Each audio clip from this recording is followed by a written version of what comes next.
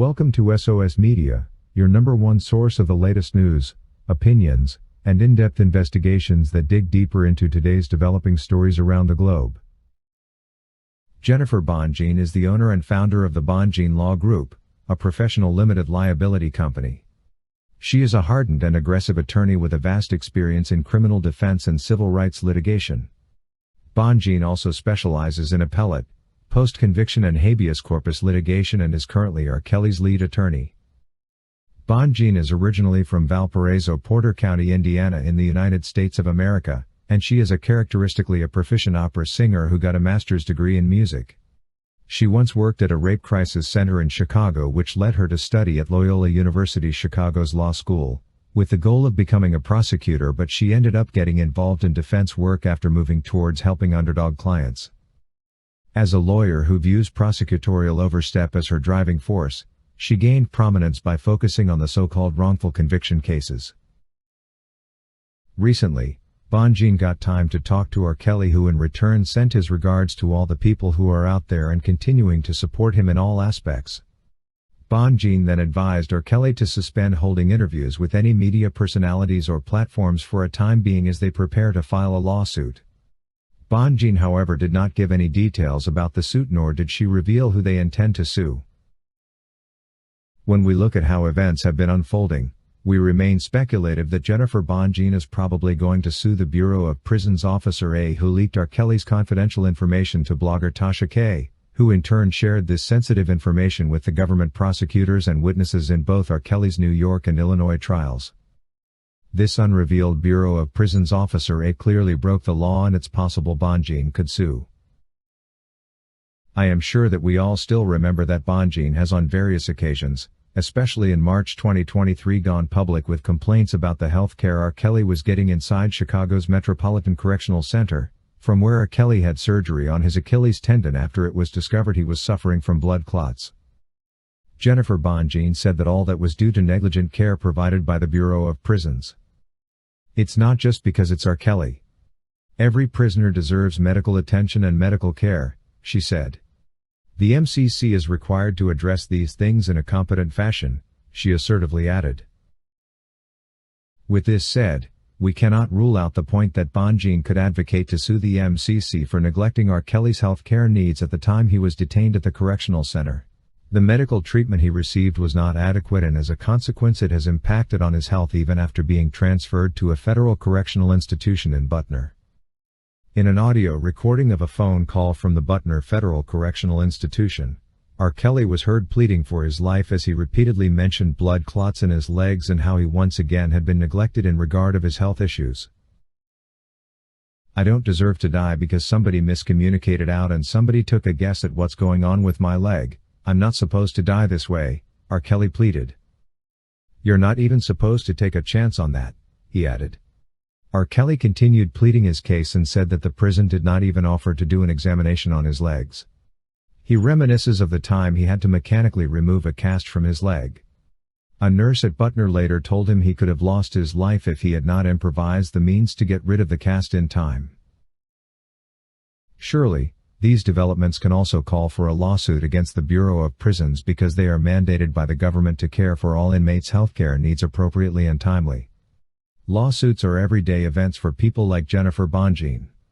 If you've been wronged by someone else, initiating a lawsuit may be the only appropriate way to get the compensation you are owed, but it can feel like entering a strange new world full of complex procedures and bewildering rules. As we talk now, Bonjean sees it prudent for R. Kelly to suspend most social media interactions, especially interviews, for some time till they are done with the pending lawsuit. Sincerely speaking, it's always a best practice to avoid posting or using social media while you're involved in a lawsuit, and I actually believe that Jennifer Bonjean has gotten this spot on.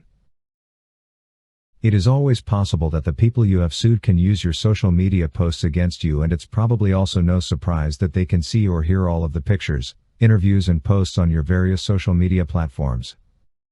What most people don't often realize is the point that these very posts or interviews can actually be used as evidence against you and could even be submitted to the courts of law as evidence implicating you. I would want to believe that Bonjean has noticed that R. Kelly has lately been having quite a number of phone interviews with various online platforms and wants to avoid such circumstances happening to them. Additionally, social media is an unnecessary provocation for your opposition to try and reach you over the media, and you never know, still your responses can be used against you. Let it never happen as if someone provoked you into saying something that could be misconstrued as threatening. It's certainly best to stay away from any platforms where people might use to try and reach out to you.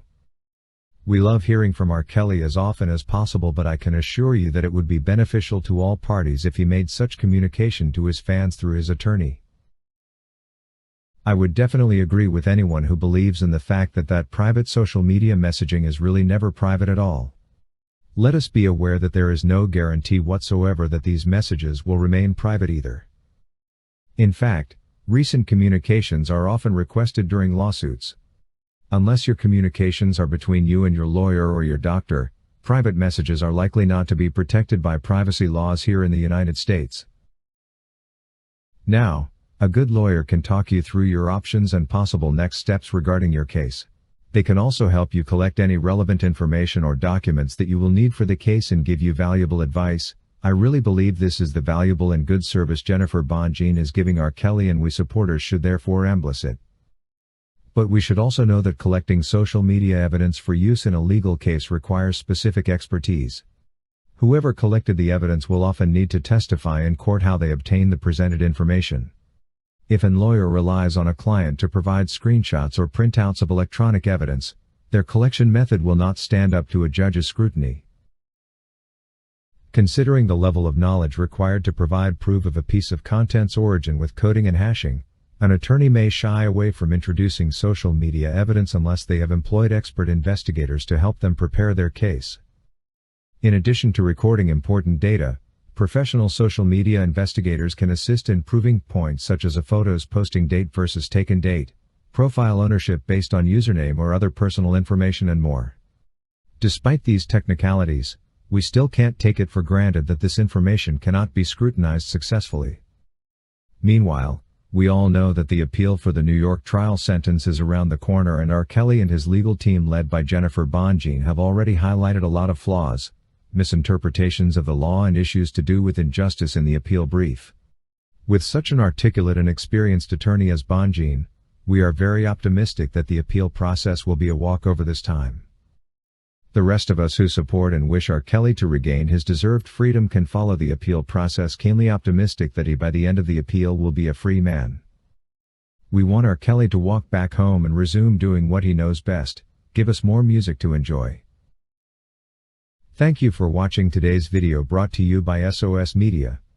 If you haven't subscribed to our channel yet, please subscribe, and hit the bell icon so you never miss any of our videos. Also remember to leave your comment about today's topic in the comment section below.